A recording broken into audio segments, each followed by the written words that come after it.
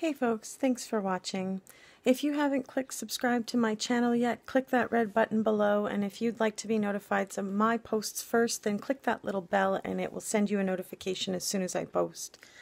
So, upon some new information here from the sister of Louise Turpin, there seems to have been some signs that something wrong was happening or something was going on.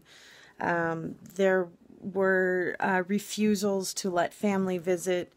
They refused to allow the children to do Skype with the grandparents or with their aunts or uncles. So certainly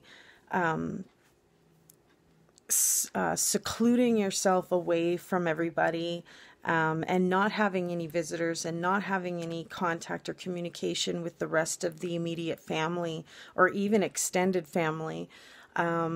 Those would have been those signs that you would have wanted to try to report something, give a phone call in to your local authorities and just say that you would like somebody to check on the home, voice your concern.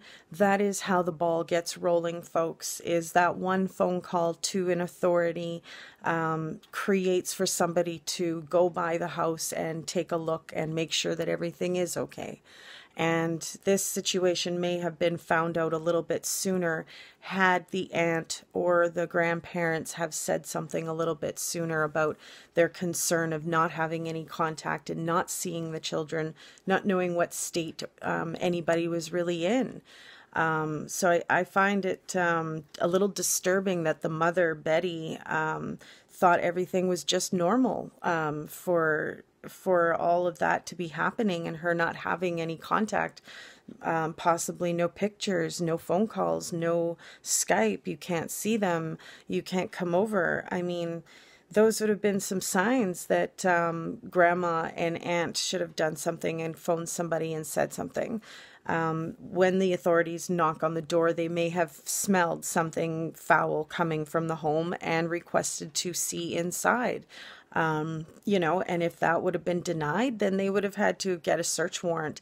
And there's no way they would have been able to clean up that many years of horror and torture and pain, you know, fast enough. So just a quick reminder, let's be that voice out there, folks. If you see something abnormal or just not right, just make that phone call and send that information on to the next person so that we can help the people out there who don't have a voice to get that help for themselves. Again, folks, if you haven't subscribed to my channel, click that little red button below and click the bell if you'd like to be notified of my posts first. Stay safe, and I'll keep you updated as we go along. Bye, folks. Mary Ellen O'Toole is a former profiler for the FBI and director of the Forensic Sciences program at George Mason University. So, Mary Ellen, it appears, according to authorities, the Turpins went to great lengths to keep their children a secret from the outside world. Has your work on previous cases led you to an explanation for this sort of behavior? I think so. It's more than just wanting to be cruel to one's children. It's more than just wanting them to live in squalor. My sense is once the investigators get in there and start looking at motivation, they're going to see a sexual component to this behavior. And the sexual component would involve the male's what we call sexual deviancy. But I think there's going to be a sexual component here. Well, several of the victims were adults. What sort of conditioning, Mary Ellen, would the Turpins have employed to keep them docile? Well, a couple of things. These people were malnourished, so they probably were 27, 28, but looked much younger, so their physical conditions caused them to appear to be much younger in age. They were probably what we call groomed starting at a very early age by the mother and by the father. And grooming can be a very powerful tool to convince people that all of the power is with the father or the mother, and the child is under incredible stress every day to do exactly what they're being told, because if they want food, they have to go to the parents. If they want to use the bathroom, the parents are the powerful ones that allow that. If they don't want their sister or brother to get slapped, the parents are the ones that allow that. So a lifetime of being groomed like that can result in what we're looking at right now, I do believe. Well, the victims, as you noted, were found malnourished.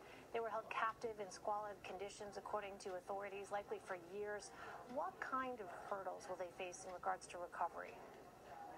It really is going to be tough for all of them, and they're all different human beings. So, and they all endure different things and probably incredibly humiliating, awful things. So, it's going to take each one of those young people a great deal of time and counseling and psychological support to begin to build up, a sense of self-respect, a resiliency.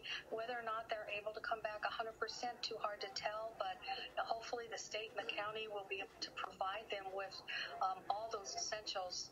But it's really concerning because the older you are, when it comes to repairing like that, the more difficult it is. Well, David Turpin's parents said that their son and daughter-in-law were considered, quote, a good Christian family in their community. Based on your experience, Mary Ellen, does religion typically play a role in cases like this? And if so, what is that role? Yes, in other cases I've had, religion does play a role, and here's what the role is.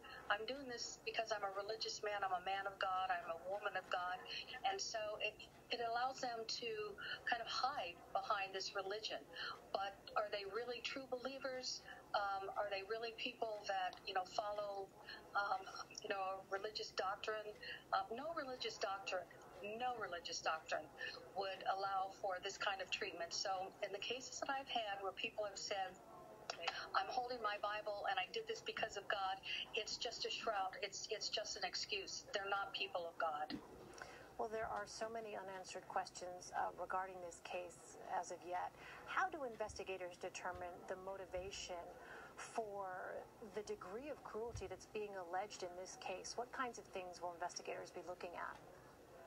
Sure. What investigators will do, along with victim witness advocates, they'll be talking to each one of the children and determining through the eyes of the children what happened and what their lives were like, what the dynamics were inside that home. And this sounds a little callous, but they will be doing DNA analysis on each one of those children to find out who the biological mother is of all those children. I would not be surprised to learn that some of the children actually were the biological mother of some of the younger ones. So they're going to have to establish who the biological parents are. But they'll have to explain and the children, and I use that term, the children are going to be tough to work with because they're embarrassed. This is all they've known.